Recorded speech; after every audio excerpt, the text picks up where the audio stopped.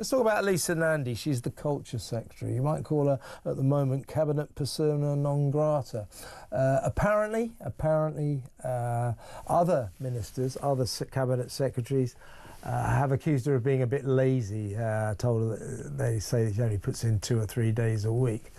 She denies that. Sure, that's a very unfair allegation, but that's what's being bandied around. So a month or so ago, there was talk she could face the sack. Now that talk has resurfaced, and this time it's not just her that is facing the axe, it's her entire department. They're talking about apparently cancelling, getting rid of, axing the Department of Art, Media and Sport, Culture, Media and Sport, the entire ministry, after 33 years. It would be pretty classically Philistine of this Artless government, but let's find out what social commentator James Melville thinks. Hello, James. Evening, Kevin. You well? I'm very well. Yeah, Lisa Nandy, people say that she's lazy, she hasn't done any work.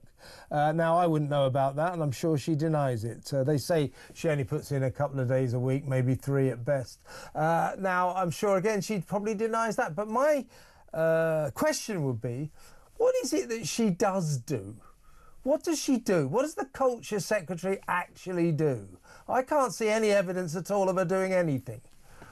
Yeah, I mean, there's a number we could level that accusation. Some maybe are doing too much. They're drunk on power. But what we have, Lisa Nandy's a perfect example of someone who's been over-promoted and gives off a vibe of an apprentice candidate who'd be sacked in the early stages. I mean, you're fired. Yeah. Well, I think she's going to end up that way, and I think others will follow, because look at the poll ratings of Labour. You know, it's not just one thing, it's a number of things. The public have completely lost trust in them. We could go on all day about the reasons why, but one of those reasons is, quite frankly, the front bench is lightweight.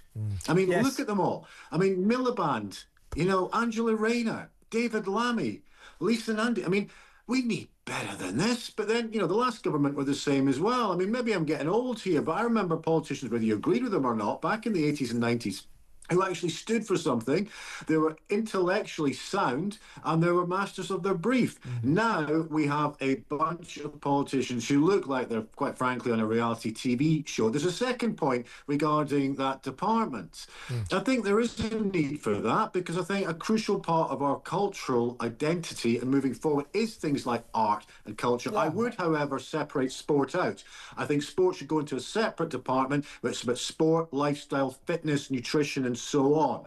I think maybe it's time to separate them out, but to get rid of it completely, I don't think that's a good idea. But maybe getting rid of Lisa Nandy might be a good idea. Yeah, I think it would be sad if the Culture Ministry, the Culture Department, is axed, because, you know, the arts are important. And that actually, not to get too jingoistic about it, but we're very good at the arts. Quite good at sport as well. Our media is world-renowned as well. Think of the BBC. I mean, OK, it's in decline, but it still has an international reputation to be envied. So we're good at all of this. So I think to cancel the department that runs all of that, that presides over that, would be a step back for this nation. But then again, this Labour government is specialising in steps backwards, isn't it? Yeah, well, the issue's about where the money's spent. You know, it doesn't really matter what the department is. Just make sure the department's working properly.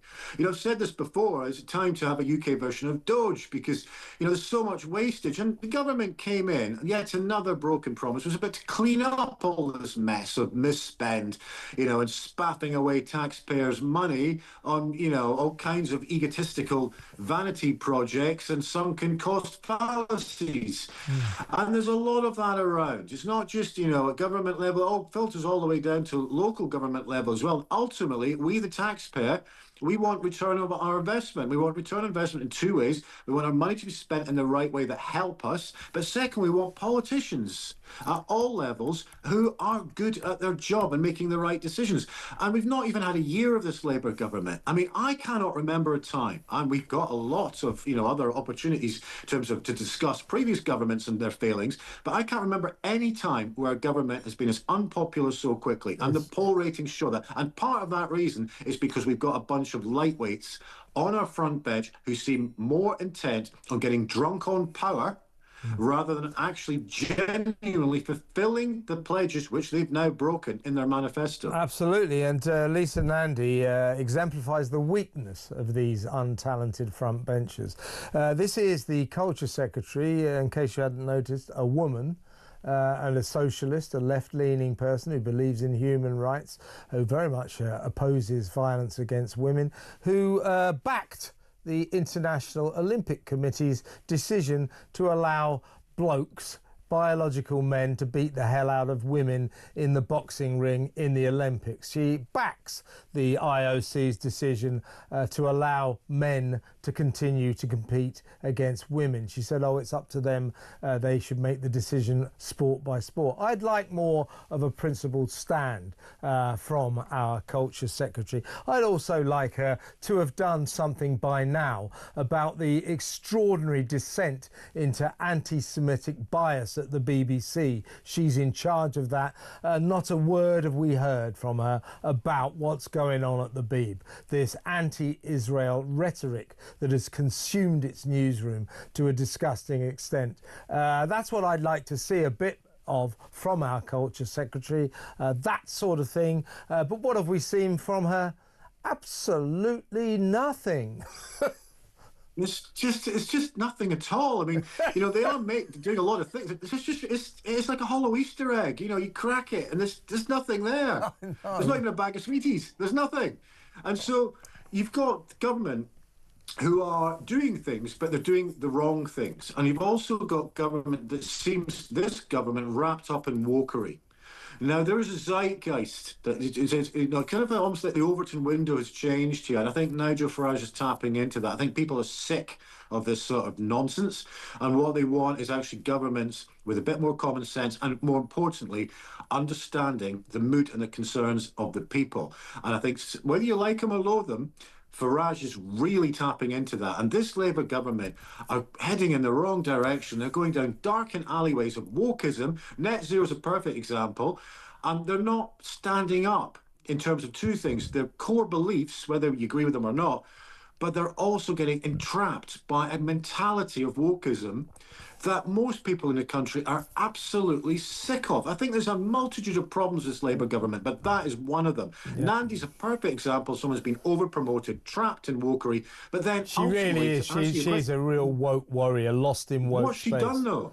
Nothing, as I say, nothing. I can't see anything. I've always thought, I mean, she seems like a nice enough lady, but I've always thought she's a sort of mysteriously overrated, very bland. But then again, you could say that about pretty much the entire Labour front bench right now.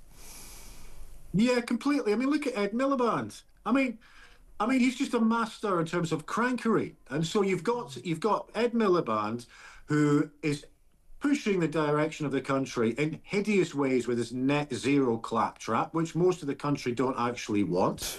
You've got a prime minister who's flipping around all over the place, tearing up, betraying Brexit.